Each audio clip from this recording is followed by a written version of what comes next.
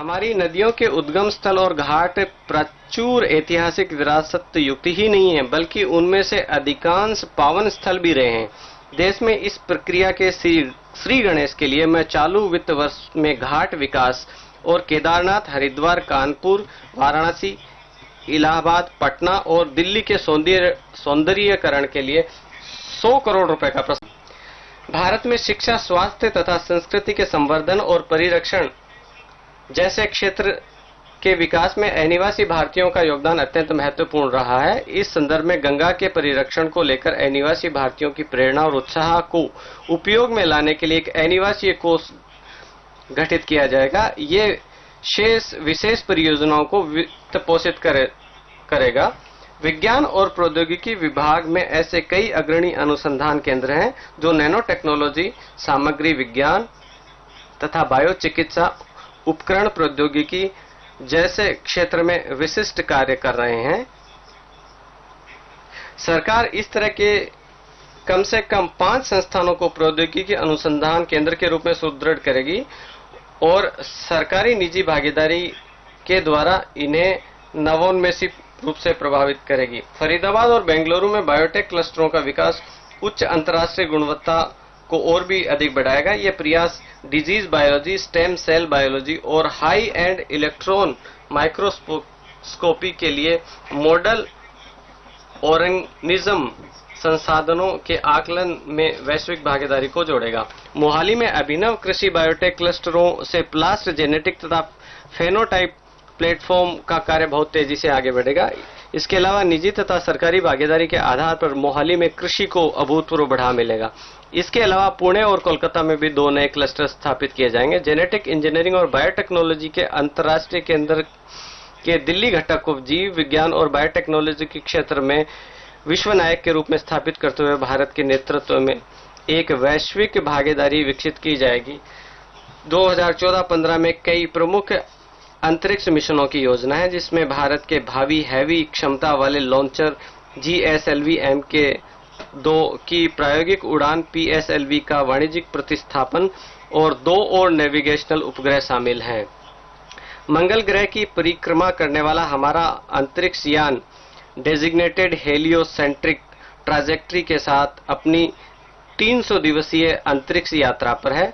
Mars orbiter अंतरिक्ष यान के 24 सितंबर 2014 तक मंगल ग्रह की कक्षा में पहुंचने की उम्मीद है। खेल प्रगति और व्यक्तिगत विकास का एक अभिन्न हिस्सा है। दुर्भाग्यवश हमारे देश में खेल अभी तक मुख्य धारा से नहीं जुड़ पाया है। सरकार देश के विभिन्न भागों में कई प्रमुख खेलों को मुख्य धारा में शामिल करने के लिए राष्ट्रीय स्तर की खेल अकादमियां स्थापित करेगी।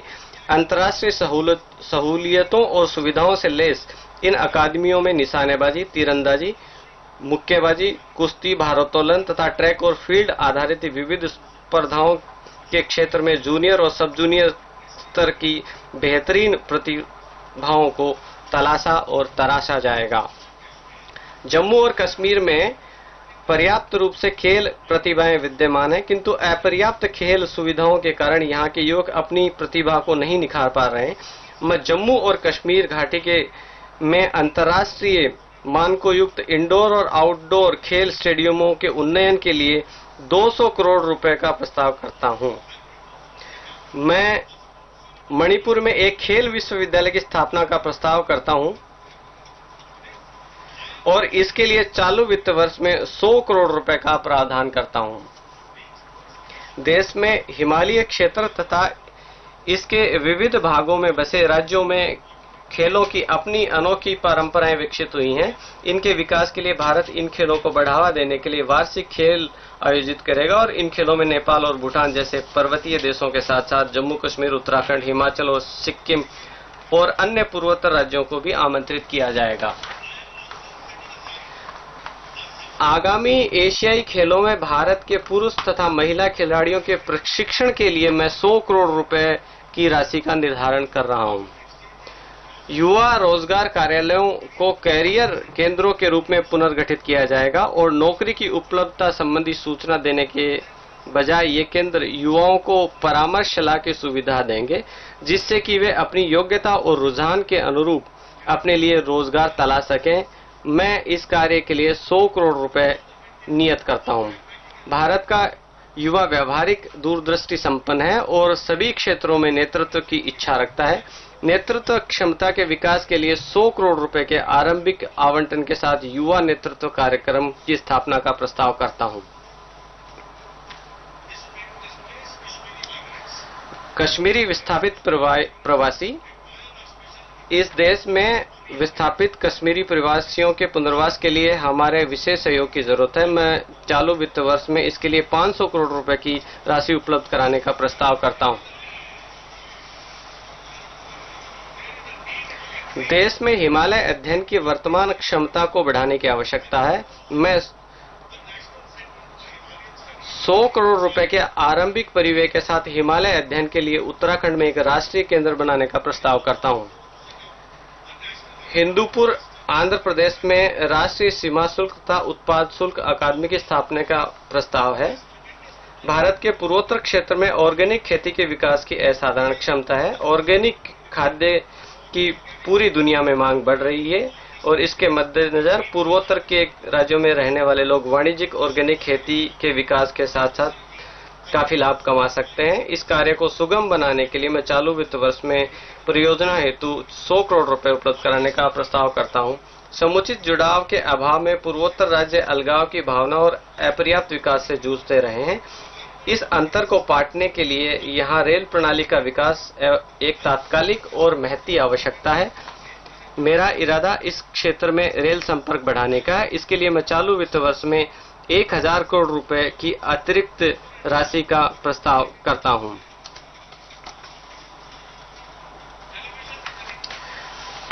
देश की विविधता के प्रति महत्तर जागरूकता सृजित करने, सांस्कृतिक पहचान की अभिव्यक्ति के लिए टीवी एक सशक्त और प्रभावशाली माध्यम है। पूर्वोत्तर की समृद्ध संस्कृति, भाषाई अस्मिता को एक सशक्त माध्यम मुहैया कराने के लिए 24 घंटे का एक अरुण प्रभात शुरू किया जाएगा।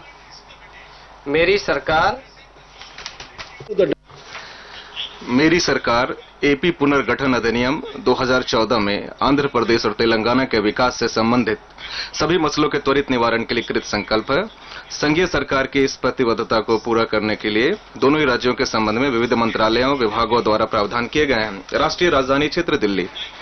राष्ट्रीय राजधानी क्षेत्र दिल्ली हर साल भारी मात्रा में होने वाले प्रवासन से जूझती रही है। दिल्ली ट्रांसमिशन संबंधी विविध समस्याओं और जल वितरण और आपूर्ति की अड़चनों से त्रस्त है। इन सभी समस्याओं से पार पाने और सही अर्थों में एक विश्व स्तरीय नगर के रूप में विकसित होने की दिशा में विद्युत सुधार के लिए मैं 200 करोड़ रुपए तथा जल सुधार के लिए 500 करोड़ रुपए का प्रस्ताव करता हूं। इसके अलावा राजधानी क्षेत्र में दीर्घ आवधिक जलापूर्ति के समाधान के लिए लंबे अरसे से लंबित रेणुका बांध का निर्माण प्राथमिकता पूर्वक किया जाएगा। इसके लिए मैंने आरंभिक तौर पर 50 करोड़ रुपए का प्रस्ताव किया है।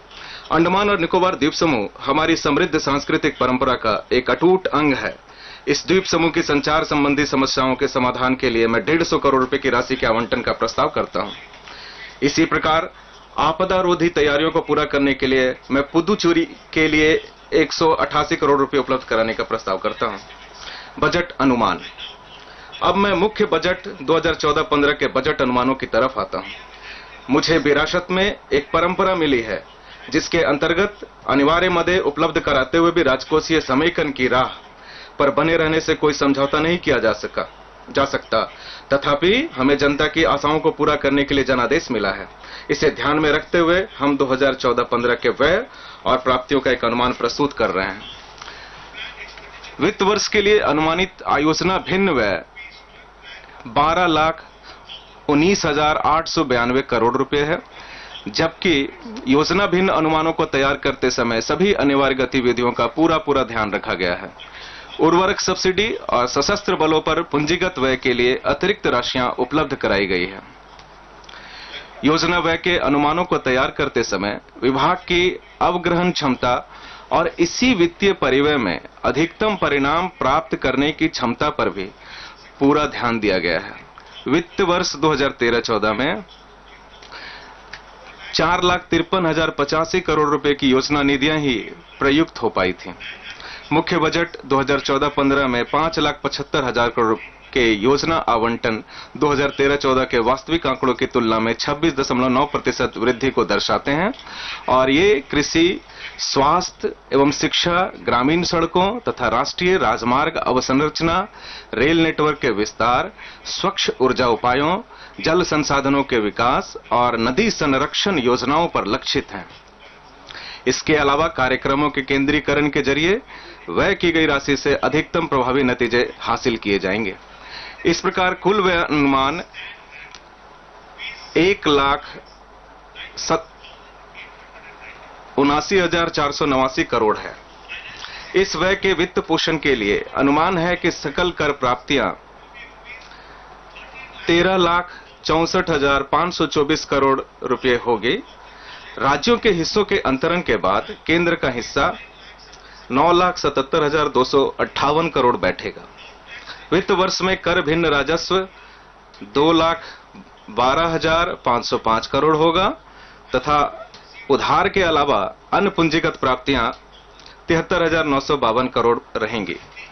उपरोक्त अनुमानों के चलते राजकोषीय घाटा सघऊ का 4.1% और राजस्व घाटा सघऊ का 2.9% होगा।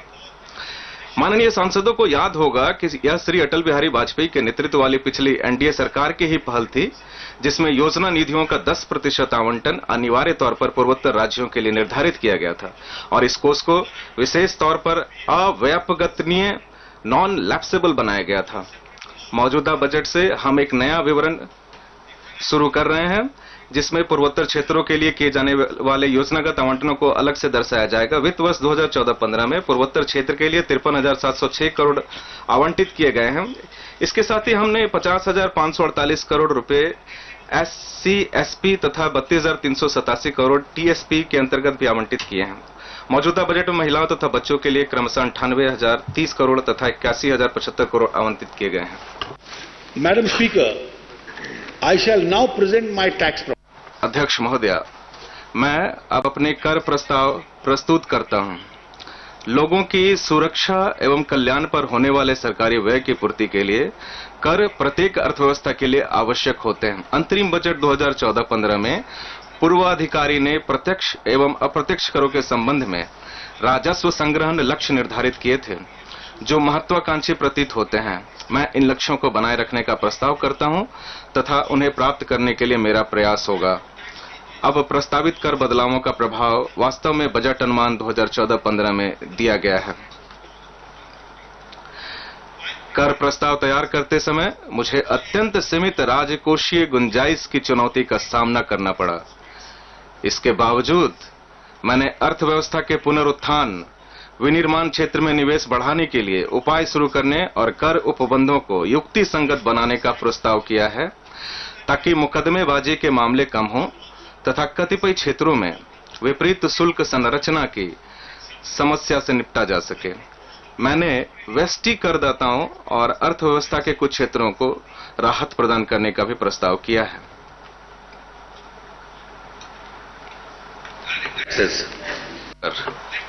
मैं प्रत्यक्ष करों से आरंभ करता हूं। अध्यक्ष महोदया, मेरा कर दर में कोई बदलाव करने का विचार नहीं है। तथापि छोटे एवं सीमांत करदाताओं और वरिष्ठ नागरिकों को राहत प्रदान करने के लिए मैं 60 वर्ष से कम आयु के वेस्टी करदाताओं के संबंध में व्यक्तिगत आयकर छूट सीमा 50,000 रुपये बढ़ाकर 2 लाख रुपये से 2.5 लाख रुपये करने का प्रस्ताव करता हूं। इसी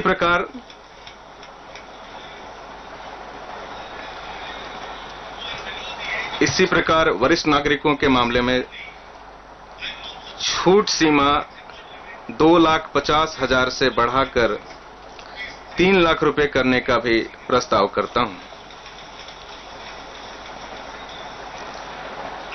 मेरा कॉरपोरेट या वेस्टियों, हिंदू अविभक्त परिवारों, फर्मों आदि के लिए अधिभार की दर में कोई परिवर्तन करने का विचार नहीं है। सभी करदाताओं के लिए शिक्षा शुल्क 3% की दर पर जारी रहेगा। वर्ष 2012-13 में सकल घरेलू बचत सकल घरेलू उत्पाद का 30.1% थी, जबकि वर्ष 2009-10 में 33.7% थी। बचतों में वृद्धि और उनके उत्पादकारी उपयोग से उच्चतर आर्थिक विकास होता है।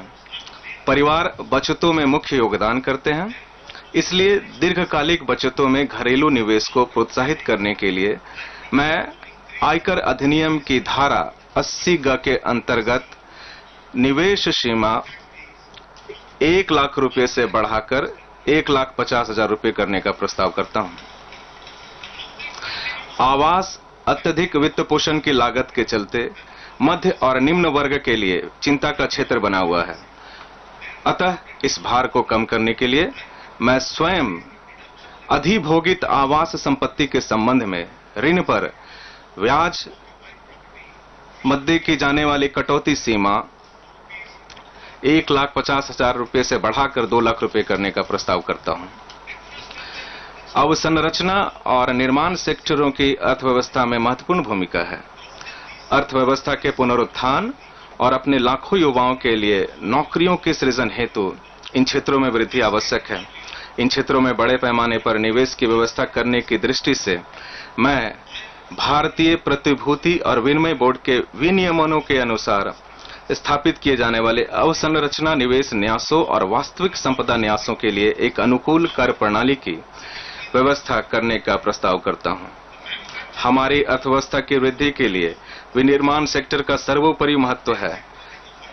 1/4/2014 से 31/3/2015 की अवधि के दौरान संयंत्र एवं मशीनरी में 100 करोड़ रुपए से अधिक का निवेश करने वाली विनिर्माण कंपनी को निवेश भत्ते के रूप में प्रोत्साहन देने की घोषणा पिछले वर्ष की गई थी।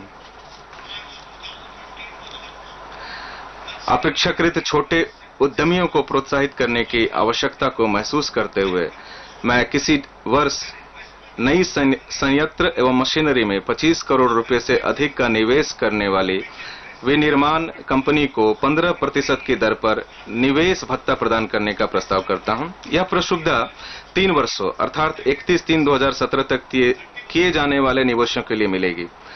पिछले वर्ष जारी की गई योजना समानांतर रूप से 31/3/2015 तक चलती रहेगी। मैं 2 नए सेक्टरों अर्थात लौ अयस्क की ढुलाई के लिए स्लरी पाइपलाइनों तथा semiconductor wafer fabrication manufacturing यूनिटों के लिए निवेश संबंधी कटौती देने का प्रस्ताव भी करता हूं। इससे इन 2 महत्वपूर्ण सेक्टरों में निवेश बढ़ेगा। देश के लिए विद्युत की पूर्ति एक प्रमुख चिंता क्षेत्र बना हुआ है, इसलिए वार्षिक विस्तारों के बजाय मैं विद्युत उत्पादन, वितरण और संप्रेषण कार्य शुरू करने वाले उपक्रमों को 10 वर्षीय कर अवकाश 31/3/2017 तक देने का प्रस्ताव करता हूं। हमारी नीति में इस स्थायित्व से निवेशकों को अपने निवेश की बेहतर योजना बनाने में मदद मिलेगी। विदेशी पोर्टफोलियो निवेशकों ने भारत में 8 लाख रुपए से अधिक लगभग 130 बिलियन अमेरिकी डॉलर का निवेश किया है। उनकी चिंताओं में एक चिंता उनकी आय के स्वरूप के कारण कराधान में अनिश्चितता है। इसके अलावा इन विदेशी निवेशकों के निधि प्रबंधक इस आशंका में भारत से बाहर रहते हैं कि भारत में उनकी उपस्थिति से कदाचित विपरीत कर परिणाम हो सकते हैं। इस अनिश्चितता को दूर करने तथा निधि प्रबंधकों को भारत में स्थानांतरित करने को प्रोत्साहित करने के लिए मैं यह व्यवस्था करने का प्रस्ताव करता हूं कि विदेशी पोर्टफोलियो निवेशकों को प्रतिभूतियों में किए जाने वाले लेन देनों से उद्भूत आय को पूंजी अभिलाभ समझा जाएगा। भारतीय कंपनियों द्वारा उनकी विदेशी सहायक कंपनियों से प्राप्त लाभांश पर 15% पर कर की रियायती दर से विदेश से वर्धित निधियों की स्वदेश वापसी हुई है। मैं विदेशी लाभांशों पर 15% की इस रियायती दर को बिना किसी समाप्ति तारीख के जारी रखने का प्रस्ताव करता हूं। इससे कराधान नीति का स्थायित्व सुनिश्चित होगा। भारतीय कंपनियों के लिए कम लागत वाले दीर्घकालिक विदेशी उधारों को बढ़ाने के लिए मैं ब्याज अदायगियों को पर 5% की रियायती कर दर के लिए विदेशी मुद्रा में उधार की पात्रता तारीख को 30/6/2016 से 31/6/2017 तक बढ़ाने का प्रस्ताव करता हूं। मैं केवल अवसंरचना बोर्डों के बजाय सभी प्रकारों के बांडों को यह कर प्रोत्साहन देने का प्रस्ताव भी करता हूं। मुझे आशा है कि इस उपाय से कंपनियां भारत में अपना निवेश बढ़ा पाएंगी। अंतरण मूल्य निर्धारण मामलों में मुकदमेबाजी को कम करने के लिए मैं अंतरण मूल्य निर्धारण विनियमन में कतिपय संशोधन करने का प्रस्ताव करता हूं। एक अग्रिम मूल्य निर्धारण करार एपीए योजना वर्ष 2012 में आरंभ की गई थी। इसकी काफी सराहना की गई। मैं एपीए आवेदनों के त्वरित निस्तारण के लिए एपीए प्रशासन को सुदृढ़ करने का प्रस्ताव करता हूं। मैं इस एपीए योजना में एक वापसी प्रावधान शुरू करने का प्रस्ताव रखता हूं ताकि भावी लेन देनों के लिए निष्पादित एपीए निर्दिष्ट परिस्थितियों में पिछले 4 वर्षों में किए गए अंतर्राष्ट्रीय लेन देनों के लिए लागू किया जा सकेगा। भारत में मूल्य निर्धारण विनियमों को सर्वोत्तम उपलब्ध प्रक्रियाओं के संगत बनाने के लिए मेरा आसन्निकट मूल्य के अवधारण की रेंज कंसेप्ट शुरू करने का विचार है। तथापि जहां तुलनीय संख्या अपर्याप्त है वहां गणितीय माध्य धारणा लागू की जाती रहेगी। संगत आंकड़ों का विश्लेषण किया जा रहा और उपयुक्त नियम विहित किए जाएंगे। अंतरण मूल्य निर्धारण विनियमों के विद्यमान उपबंधों के अनुसार तुलनीय आंकड़ों के लिए कुछ अपवादों को छोड़कर केवल 1 वर्ष के आंकड़ों का उपयोग किए जाने की अनुमति है। मैं कई वर्षों के आंकड़ों का उपयोग करने की अनुमति देने के लिए इन विनियमों को संशोधित करने का प्रस्ताव करता हूं। उपर्युक्त प्रस्तावों को प्रभावी करने के लिए आवश्यक विधायी संशोधन संसद के वर्तमान सत्र में पेश किए जाएंगे। इनके अंतर्गत वे प्रस्ताव भी सम्मिलित हैं जो एडवांस रूलिंग और आयकर समाधान आयोग से संबंधित हैं।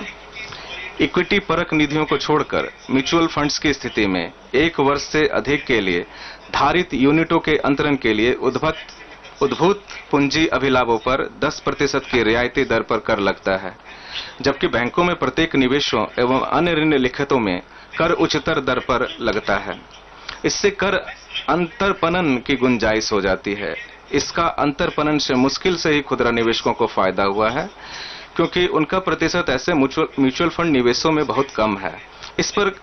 इस कर अंतरपणन को दूर करने की दृष्टि से मैं ऐसी निधियों की यूनिटों के अंतरण पर दीर्घकालिक पूंजी अभिलाभों पर कर की दर 10% से बढ़ाकर 20% करने का प्रस्ताव करता हूं। मैं यह भी प्रस्ताव करता हूं कि इस प्रयोजन के लिए ऐसी यूनिटों के संबंध में धारण अवधि 12 माह से बढ़ाकर 36 माह कर दी जाए। वर्ष 2003 में लाभांशों के जरिए आय पर कर देयता शेयरधारक से कंपनी को अंतरित किया गया था। शेयरधारक को सकल लाभांशों पर कर अदा करना था, परंतु अब कंपनी करों की निवल राशि घटाकर लाभांश की राशि पर कर संदाय करती है। इसी प्रकार म्यूचुअल फंड की दशा में आय वितरण करों को घटाकर समवितरित आय पर संदाय किया जाता है। मैं कंपनी और म्यूचुअल फंड के मामले में दोनों की इस विसंगति को दूर करने का प्रस्ताव करता हूं। इस समय जहां निर्धारित निवासियों को निर्दिष्ट संदायों पर कर की कटौती करवाने तथा कर संदाय करने में विफल हो जाता है, वहां उसकी आय संगणित करते समय 100% ऐसे भुगतानों की कटौती के रूप में अनुमति नहीं है। इससे करदाताओं को, विशेषकर जहां कर की दर केवल 1 से 10% हो, अनुचित कठिनाई होती है। इसलिए मैं यह व्यवस्था करने का प्रस्ताव करता हूं कि 100% के बजाय ऐसे संदायों के केवल 30% को अनुमति दी जाएगी। प्रत्यक्ष कर संहिता विधेयक 2010 15वीं लोकसभा के विघटन होने से व्यापक हो गया है। वित्त संबंधी स्थायी समिति की रिपोर्ट तथा स्टेक होल्डरों द्वारा अभिव्यक्त विचारों पर विचार करके मेरे पूर्वाधिकारी ने यह संशोधित संहिता मार्च 2014 में सार्वजनिक कर दी थी। सरकार इस संशोधित संहिता पर स्टेक होल्डरों से प्राप्त विचारों पर विचार करेगी। सरकार प्रत्यक्ष कर संहिता के वर्तमान स्वरूप का पुनर्विलोकन करेगी तथा संपूर्ण मामले पर ध्यान देगी। आशा है कि आयकर विभाग न केवल प्रवर्तन एजेंसी के रूप में कार्य करेगा, बल्कि सुकरकर्ता के रूप में भी कार्य करेगा। देश के अनेक भागों में अनेक आयकर सेवा केंद्र खोले गए हैं। मैं सेवा सुपुर्दगी में उत्कृष्टता को प्रोत्साहित करने के लिए चालू वित्त वर्ष के दौरान 60 और ऐसे सेवा केंद्र खोलकर यह सुविधा प्रदान करने का प्रस्ताव करता हूं। कर प्रशासन का मुख्य ध्यान कर आधार को व्यापक करना होता है। हमारी नीति में जोर इस बात पर दिया गया है कि यह उद्देश्य प्राप्त करने के लिए ज्ञात अंतर्वेधी तरीके अपनाए जाएं। इस संबंध में मैं सूचना प्रौद्योगिकी तकनीकों का अधिक प्रयोग करने का प्रस्ताव करता हूं। इन प्रत्यक्ष कर प्रस्तावों से कुल 22,200 करोड़ रुपए के राजस्व की हानि होगी। अप्रत्यक्ष कर। अब मैं अप्रत्यक्ष करों की ओर आता हूं और सीमा शुल्क से आरंभ करता हूं। विनिर्माण क्षेत्र अनेक कारणों से दबाव में रहा है। घरेलू विनिर्माण को बढ़ावा देकर तथा असंगत इनवर्टेड शुल्कों के मामलों को सुलझाने के लिए मैं निम्नलिखित पर बुनियादी सीमा शुल्क घटाने का प्रस्ताव करता हूं। साबुनों एवं ऑलिवो रसायनों के विनिर्माण के लिए फैटी एसिडों, क्रूड पाम स्टीयरिन, आरबीडी एवं अन्य पाम स्टीयरिन, निर्दिष्ट औद्योगिक ग्रेड क्रूड ऑयल पर 7.5% से 0, क्रूड ग्लिसरीन पर 12.5% से 7.5% और साबुनों के विनिर्माण में उपयोग किए जाने वाले ग्लिसरीन पर 12.5% से 0, स्टील ग्रेड लाइमस्टोन और स्टील ग्रेड डोलोमाइट पर 5% से 2.5%, बैटरी वेस्ट और बैटरी स्क्रैप पर 10% से 5%, कोयला तार पिच पर 10% से 5% और स्पॉन्डेक्स यार्न के निर्माण के लिए विनिर्दिष्ट निविष्टियों पर 5% से 0। रसायन एवं पेट्रो रसायन सेक्टर में नए निवेश एवं क्षमता अभिवृद्धि को प्रोत्साहित करने के लिए मैं रिफॉर्मेट पर बुनियादी सीमा शुल्क को 10% से 2.5%, इथेन, प्रोपेन, इथाइलेन, प्रोपिलेन, बुटाडिन और आर्थोजाइलेन पर 5% से 2.5%, मिथाइल अल्कोहल एवं डीनेचर्ड इथाइल अल्कोहल पर 7.5 से 5% तथा क्रूड नाफ्थालेन पर 10% से 5%। इलेक्ट्रॉनिक की मांग बहुत तेजी से बढ़ रही है। घरेलू उत्पादन को बढ़ाने एवं आयात पर अपनी निर्भरता कम करने के लिए मैं निम्नलिखित उपाय करना चाहता हूं। सूचना प्रौद्योगिकी करार के क्षेत्राधिकार से बाहर के विनिर्दिष्ट दूरसंचार उत्पादों पर 10% की दर पर बुनियादी सीमा शुल्क अधिरोपित करना, व्यक्तिगत कंप्यूटरों के विनिर्माण में प्रयोग किए जाने वाले सभी निविष्टियों पुर्जों के 4% के विशिष्ट अतिरिक्त शुल्क से मुक्त करना, देश में उत्पादित वस्तुओं एवं आयातित वस्तुओं के बीच समता लाने के लिए आयातित इलेक्ट्रॉनिक उत्पादों पर शिक्षा उपकर लगाना और स्मार्ट कार्डों के विनिर्माण के लिए इस्तेमाल किए जाने वाले पीवीसी सीट एवं रिबन पर लगने वाला 4% विशिष्ट अतिरिक्त शुल्क हटाना। कैथोड रे टीवी कमजोर वर्गों के व्यक्तियों द्वारा इस्तेमाल किए जाते हैं। ये ज्यादा महंगे फ्लैट टीवी नहीं खरीद सकते हैं। मैं कैथोड रे टीवी को सस्ता करने के लिए कलर पिक्चर ट्यूबों को बुनियादी सीमा शुल्क से छूट देने का प्रस्ताव करता हूं।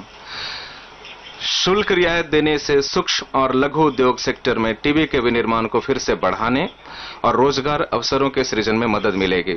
साथ ही भारत में 19 इंच से कम के एलसीडी एवं एलईडी के उत्पादन को प्रोत्साहित करने के लिए मैं 19 इंच से कम के एलसीडी और एलईडी टीवी पैनलों पर लगने वाले बुनियादी सीमा शुल्क को 10% से 0 करने का प्रस्ताव करता हूं। इसके अलावा एलसीडी और एलईडी टीवी पैनलों के विनिर्माण को प्रोत्साहित करने के लिए मैं इनके विनिर्माण में इस्तेमाल किए जाने वाले विनिर्दिष्ट पुर्जों को बुनियादी सीमा शुल्क से छूट देने का प्रस्ताव करता हूं। घरेलू स्टेनलेस स्टील उद्योग इस समय क्षमता के गंभीर कम उपयोग से जूझ रहा है। मैं स्टेनलेस स्टील उद्योग को गति प्रदान करने के लिए स्टेनलेस स्टील के आयातित फ्लैट रोल्ड उत्पादों पर लगने वाले बुनियादी सीमा शुल्क को 5% से 7.5% करने का प्रस्ताव करता हूं। हमें सौर ऊर्जा के अपने उपयोग को अधिक से अधिक करना सुनिश्चित करने की आवश्यकता है। विद्यमान शुल्क प्रणाली में सौर फोटोवोल्टिक सेल्स और मॉड्यूल्स के घरेलू विनिर्माण के बजाय आयातों को प्राथमिकता देने का उल्लेख है। इसलिए मैं निम्नलिखित को बुनियादी सीमा शुल्क से छूट प्रदान करने का प्रस्ताव करता हूं। ईवीए सीटों एवं बैक सीटों के विनिर्माण में इस्तेमाल की जाने वाली निर्दिष्ट निविष्टियां और पीवी रिबनों के विनिर्माण के लिए फ्लैट कॉपर वायर, सौर ऊर्जा उत्पादन परियोजना की स्थापना के लिए अपेक्षित मशीनरी उपस्कर को 5% की रियायती बुनियादी ड्यूटी भी दी जा रही है। पवन चालित बिजली जनरेटरों के बियरिंगों के विनिर्माण में इस्तेमाल किए जाने वाले फोर्ज्ड स्टील रिंगों पर मैं बुनियादी सीमा शुल्क 10% से घटाकर 5% करने का प्रस्ताव करता हूं। इसके अलावा मैं पवन चालित जनरेटरों के विनिर्माण के लिए अपेक्षित पुर्जों एवं कच्चे माल पर लगने वाले 4% के विशेष अतिरिक्त शुल्क को भी छूट देने का प्रस्ताव करता हूं। साथ ही मैं कंप्रेस्ड बायोगैस संयंत्रों की स्थापना के लिए अपेक्षित मशीनरी एवं उपस्कर पर 5% की रियायती बुनियादी सीमा शुल्क नियत करने का प्रस्ताव करता हूं। मैंने बजट 2014-15 में कुछ ही प्रस्तावों पर प्रकाश डाला है कि इन उपायों से भारत में मूल्यवर्धन को प्रोत्साहित किया जा सकेगा, आय और अधिक नौकरियां सृजित होंगे। मैंने करों को युक्ति संगत बनाने कई उपाय भी शुरू कर दिए हैं। वर्तमान में कोयले पर विभिन्न दरों पर सीमा शुल्क लगते हैं। मैं सभी नॉन अमेल्गोमेटेड कोयले पर 2.5% का बुनियादी सीमा शुल्क और 2% की सीवीडी लगाकर इस शुल्क प्रणाली को तर्कसंगत बनाने का प्रस्ताव। अब से एंथ्रेसाइट कोयले, बिटुमिनस कोयले, कुकिंग कोयले, स्टीम कोयले एवं अन्य कोयले पर वही शुल्क लगेगा। इससे कोयले के विभिन्न पैरामीटरों के परीक्षण से संबद्ध सभी निर्धारण विवाद और लेन देन लागत समाप्त हो जाएंगे। धातु कर्म कोक कोकिंग कोयले से बनाया जाता है। धातु कर्म कोक पर बुनियादी सीमा शुल्क कोकिंग कोयले पर लगने वाले शुल्क की तर्ज पर 0 से 2.5% किया जा रहा है। तोड़ने के लिए आयातित पोतों पर 5% का बुनियादी सीमा शुल्क लगता है। इसके विपरीत लौह या स्टील के मेल्टिंग स्क्रैप पर 2.5% का बुनियादी सीमा शुल्क लगता है। मैं पोत, टूटन स्क्रैप और लोहा या स्टील के मेल्टिंग स्क्रैप तोड़ने के लिए आयातित पोतों पर लगने वाले बुनियादी सीमा शुल्क को 5% से 2.5% करके इस शुल्क को तर्कसंगत बनाने का प्रस्ताव करता हूं। अर्ध प्रसंस्कृत आधे कटे या टूटे हीरों पर इस समय बुनियादी सीमा शुल्क नहीं लगता है। इसके मुकाबले कटे और पॉलिश किए हुए हीरो एवं कलर किए गए रत्नों पर 2% का बुनियादी सीमा शुल्क लगता है। दुरुपयोग रोकने एवं निर्धारण विवादों से बचने के लिए अर्ध प्रसंस्कृत आधे कटे या टूटे हीरो, कटे एवं पॉलिश किए हुए हीरो और कलर रत्नों पर बुनियादी सीमा शुल्क 2.5% पर युक्ति संगत किया जा रहा है। निर्यात बढ़ाने, कीमती एवं कम कीमती रत्नों को बुनियादी सीमा शुल्क से पूरी तरह छूट दी जा रही है। बने बनाए वस्त्रों के निर्यात को प्रोत्साहित करने के लिए मैं सजावट वाली वस्तुओं, सजने संवरने वाली वस्तुओं एवं अन्य निर्दिष्ट वस्तुओं के आयात पर के लिए शुल्क मुक्त पात्रता उनके निर्यातों के मूल्य के 3% से बढ़ाकर 5% करने का प्रस्ताव करता हूं। अपने प्राकृतिक संसाधनों के परीक्षण की आवश्यकता को देखते हुए मैं बॉक्साइट पर लगने वाले निर्यात शुल्क को 10% से बढ़ाकर 20% करने का प्रस्ताव करता हूं। यात्री सामान्य नियमों के अंतर्गत निःशुल्क यात्री सामान भत्ता पिछली बार 2012 में संशोधित किया गया था। यात्री सुविधा के उपाय के तौर पर मैं निःशुल्क यात्री सामान भत्ता 35,000 रुपए से बढ़ाकर 45,000 रुपए का प्रस्ताव करता हूं। अब मैं केंद्रीय उत्पाद शुल्क के बारे में बताना चाहूंगा। पूंजीगत सामान और ऑटोमोबाइल सेक्टर को बढ़ावा देने के लिए तथा आर्थिक वृद्धि के पुनरुत्थान को अपनी वचनबद्धता को देखते हुए मैंने केंद्रीय उत्पाद शुल्क रियायतों को 30 जून 2014 से 6 माह की अवधि के लिए 31 दिसंबर 2014 तक पहले ही बढ़ा दिया है। हमें उम्मीद है कि इस उद्योग में आने वाले महीनों में सकारात्मक परिवर्तन दिखाई देंगे। इस क्रम में घरेलू उत्पादन को बढ़ावा देने के लिए फसल कटाई और फसल कटाई के पश्चात होने वाली कृषि उपज संबंधी हानियों को न्यूनतम किया जाना खाद्य स्फीति से निपटने के लिए खाद्य सुरक्षा सुनिश्चित करने का एक महत्वपूर्ण उपाय है। फलों एवं सब्जियों में हानियों मुख्यतः पर्याप्त प्रसंस्करण क्षमता की कमी के चलते होती है। प्रसंस्करण क्षमता के विस्तार को प्रोत्साहित करने के लिए मैं विनिर्दिष्ट खाद्य प्रसंस्करण और पैकेजिंग मशीनरी पर लगने वाले केंद्रीय उत्पाद शुल्क को 10% से घटाकर 6% करने का प्रस्ताव करता हूं। फुटवेयर उद्योग, जिसके अधिकतर एसएमई सेक्टर में आते हैं, को राहत देने के उपाय के तौर पर मैं 500 रुपए से अधिक परंतु 1,000 रुपए से कम कीमत के प्रति जोड़ी फुटवेयर पर लगने वाले केंद्रीय उत्पाद शुल्क को 12% से घटाकर 6% करने का प्रस्ताव करता हूं। प्रति जोड़ी 500 रुपए तक खुदरा कीमत वाली फुटवेयर को छूट मिलती रहेगी। मैं स्मार्ट कार्डों पर लगने वाले रियायती केंद्रीय उत्पाद शुल्क सेनवेट प्रसुविधा के बिना 2% और सेनवेट प्रसुविधा के साथ 6% को वापस लेने तथा 12% की दर पर एक समान केंद्रीय उत्पाद शुल्क लगाने का प्रस्ताव करता हूं।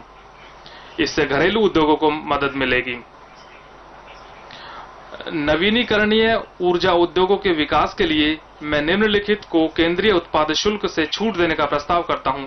ई-वे शीटों एवं सोलर ब्रैकेटों तथा उनके विनिर्माण में प्रयोग होने वाली विनिर्दिष्ट वस्तुएं, सोलर फोटोवोल्टिक सेलों एवं मॉड्यूलों के विनिर्माण में प्रयोग किए जाने वाले सोलर टेम्पर्ड ग्लास, सोलर सेलों और मॉड्यूलों के प्रयोग के लिए पीवी रिबनों के विनिर्माण के लिए फ्लैट कॉपर वायर, सौर ऊर्जा उत्पादन के लिए परियोजना की स्थापना करने हेतु अपेक्षित मशीनरी एवं उस पर उपस्कर, पवन चलित जनरेटरों की बियरिंगों के विनिर्माण में उपयोग की जाने वाली फोर्जर्ड स्टील रिंग और कंप्रेस्ड बायोगैस बायो सीएनजी संयंत्रों की स्थापना के लिए अपेक्षित मशीनरी एवं उपस्कर।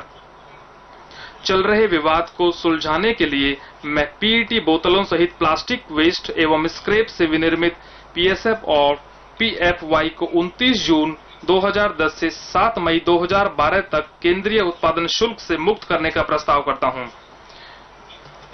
मैं ऐसे पीएसएफ और पीएफवाई पर बिना सोनवेट सुविधा वाले के लिए 2% तथा सेनवेट सुविधा वाले के लिए 6% का नाममात्र शुल्क भावी तारीख से लगाने का प्रस्ताव करता हूं।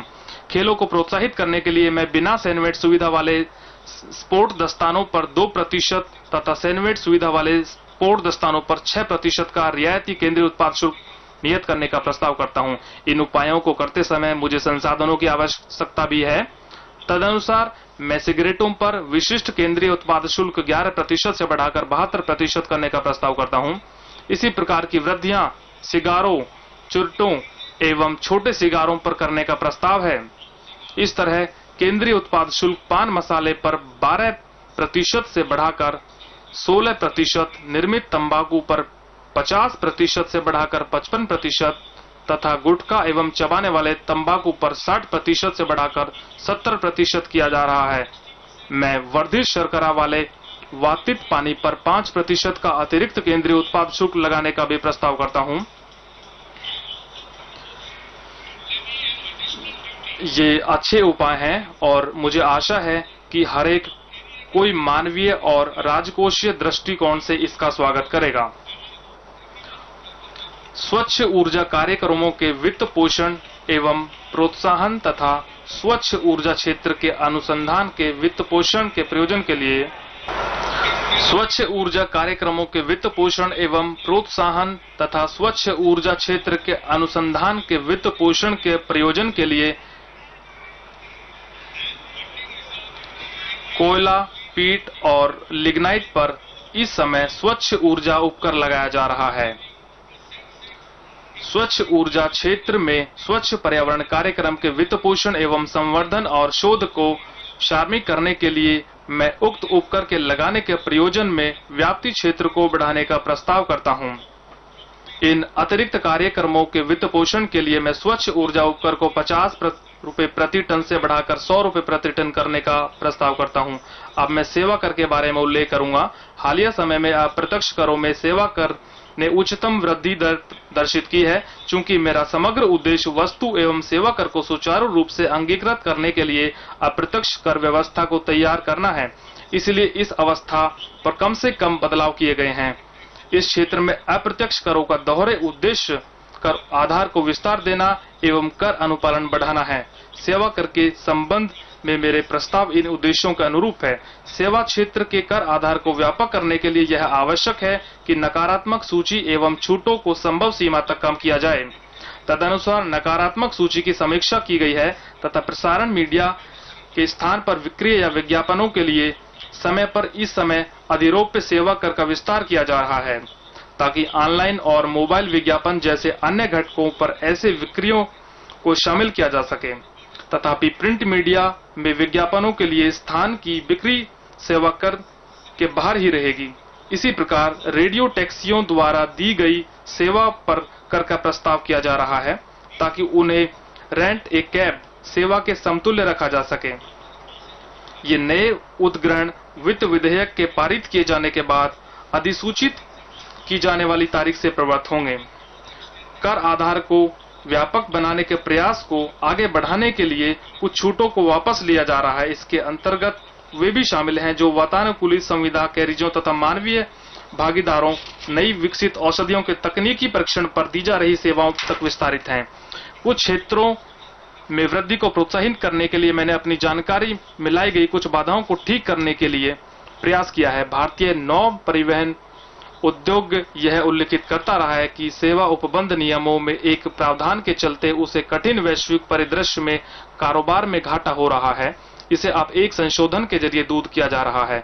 इसी प्रकार तटीय जलयानों के माध्यम से माल की ढुलाई में वृद्धि को प्रोत्साहित करने के लिए कर अपवंचन घटनाएं कम हो रही हैं। पर्यटन सेक्टर के अनुरोध की अनुक्रिया में भारत के बाहर पूर्णतः संचालित की जाने वाले दौरा टूर के संबंध में विदेशी पर्यटकों को भारतीय टूर ऑपरेटरों द्वारा दी जा रही सेवाओं को कर नेट से बाहर किया जा रहा है। इस सेक्टर की एक दीर्घकालिक मांग यह रही है कि रेंट ए कैब और टूर ऑपरेटरों की सेवाओं के लिए सैनवेट क्रेडिट की सुविधा की अनुमति दी जाए। मैं अब कारोबार की उसी तर्ज के अनुसार क्रेडिट देने की अनुमति प्रदान करने का प्रस्ताव करता हूं। मुझे छूटों के संबंध में सामाजिक सेक्टर से प्राप्त कुछ अनुरोधों को मानना पड़ा, क्योंकि ऐसे क्षेत्रों में छूट जनित गड़बड़ियां तुलनात्मक दृष्टि से कम होंगी। कृषि मंत्रालय के अनुरोध पर लदाई, उतराई, भंडारण, भंडारागरण और कपास, भले ही कपास बिनौले निकाली हुई है या बांधी हुई गांठों में है, कि ढुलाई पर सेवा कर की छूट दी जा रही है ताकि इसे कुछ अन्य कृषि उपज के समतुल्य लाया जा सके। 1 जुलाई 2012 से पहले की अवधि के लिए कर्मचारी राज्य बीमा निगम द्वारा दी जा रही सेवाओं से छूट मिली हुई है। आम आदमी के फायदे के लिए निर्दिष्ट माइक्रो बीमा योजनाओं के लिए इस समय उपलब्ध छूट बढ़ाई जा रही है ताकि उन सभी बीमा माइक्रो योजनाओं को इसके अंतर्गत लाया जा सके। यहाँ राशि प्रति बीमित जीवन पॉलिसी 50,000 रुपए से अधिक न हो।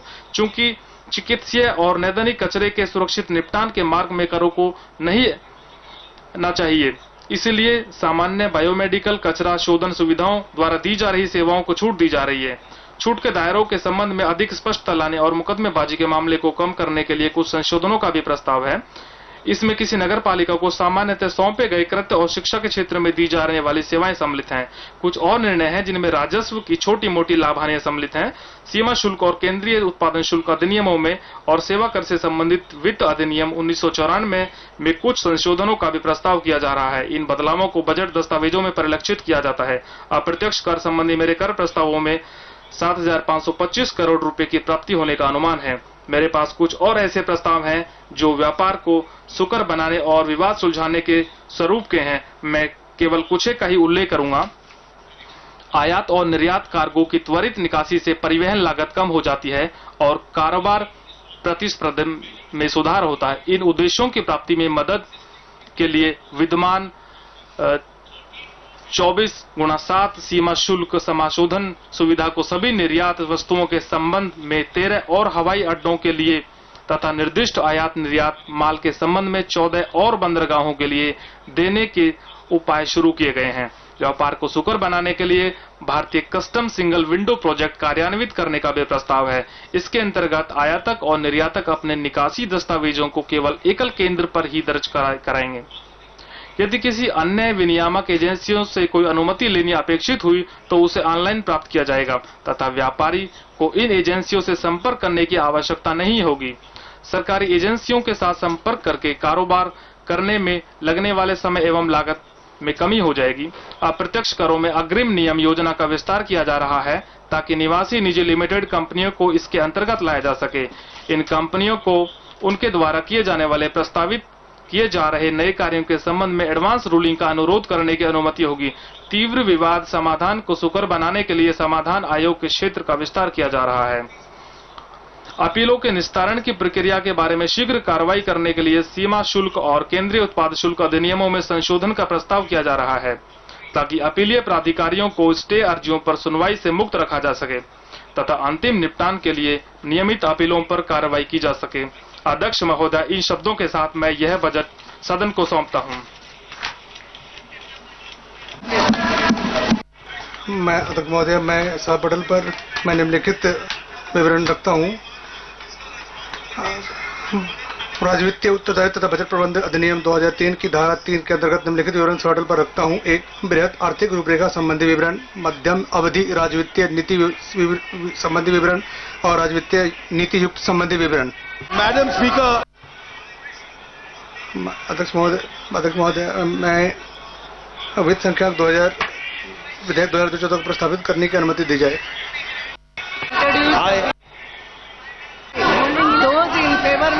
जो पक्ष में है वो हाँ कहें।